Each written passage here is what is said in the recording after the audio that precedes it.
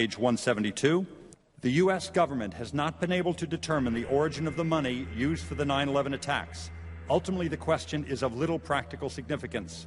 The American authorities have not managed to trace the source of the funding. And then the most amazingly disingenuous statement ultimately is it of little consequence. It is of massive consequence. Doesn't it matter who paid for 9/11? The collapse of Building 7 has been recognized as especially difficult to explain.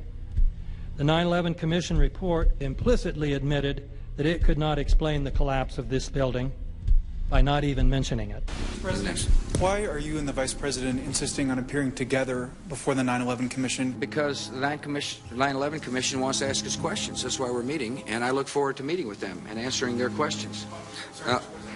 Why you're appearing together rather than separately, which was their request?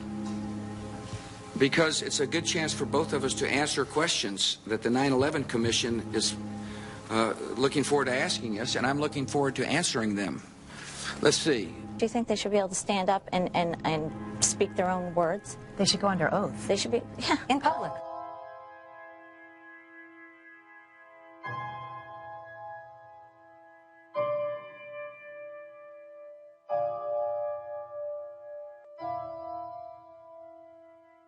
Don't you think that the families deserve to have a transcript or to be able to see what you Adam, said? you asked me that question yesterday. For an I answer got the today. same answer, yeah. The final report was a unanimous report. That means that if there was a single commissioner who had any objection about anything, that fact would be dropped from the report. We have found out that he not only served on the transition team of the Bush administration, that he was a person who wrote a draft memo for the setup of the Bush administration's National Security Council, that he was an individual who wrote the preemptive war strategy that was eventually used for the war in Iraq, that he is a close friend of Condoleezza Rice's. We want him to resign. There is literally nothing in the 9/11 report that the Bush administration did not approve of.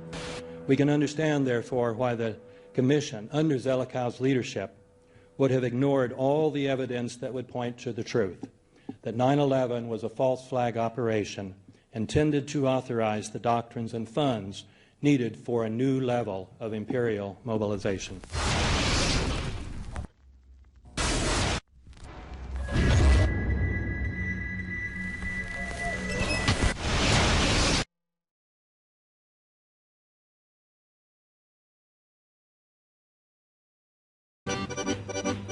Armed with knives, armed with chemical, biological, nuclear weapons. Fanatics, terrorists, September 11th. September 11th, killers, September 11th, terrorists. Terrorists of Al-Qaeda, terrorists, nuclear weapons, terrorists. 9/11, terror, terrorist, evil. September 11th, September 11th. The terrorists, war and danger. September 11th, terrorism, global terrorism, terrorism, terrorists. Terrorists, terrorists, terrorists, terrorists, the terror. Terrorists, terrorist, terrorism. September 11th, global terrorism, terrorist. Terrorism. September 11th, world terrorism, terrorism. September 11th, global terrorism. September the 11th, terror. Weapons of mass destruction. September the 11th, terrorists. The evil terror. Terrorists, no. Terrorism. The words are hypnotically repeated. Terrorism, terrorist, terrorist threat, and of course, believed to be linked to Al-Qaeda. But it's the so-called war on terrorism that's in our faces practically 24/7 as the inescapable focus of our existence. One day, our grandchildren will look back on this time and ask, how was the war on terror won?